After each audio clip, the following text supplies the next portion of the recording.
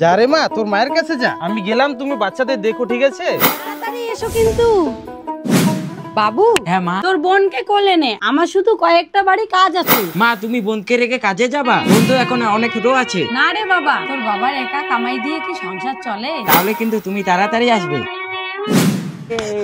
ভাই তোর বাবা অ্যাক্সিডেন্ট করেছে। এখন আমি কি করি? হে ভগবান, মাও তো নেই এখন বাড়িতে। বাবা, বাবা, বাবা। কিছুক্ষণ পর। বাবা, কি হয়েছে তোর?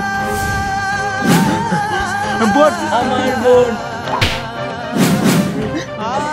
হ্যালো, হ্যাঁ পয়সা নিয়ে চলে আসো তাড়াতাড়ি। অনেক লেট হয়ে গেছে, আর দরকার নেই। 10 বছর পর। বাবু, তুই বাড়িতে থাকিস? দাঁড়াও, আরে কে তুমি? বলো না কে তুমি? মা, বোনের হাতে এটা কিসের দাগ? তোর বোন হলো ভগবানের দান। তোকে বলেছিলাম না আমাকে না বলে কোথাও বেরোবি না। মালিক তো বাড়িতে নেই, তোমাকে সমস্ত কাজ করতে বলেছে। কিরে, কাজের লোক এসে কাজ করতেছে আর তুই এখানে দেখে আসিস? যা তুইও গিয়ে কাজ কর। হ্যাঁ।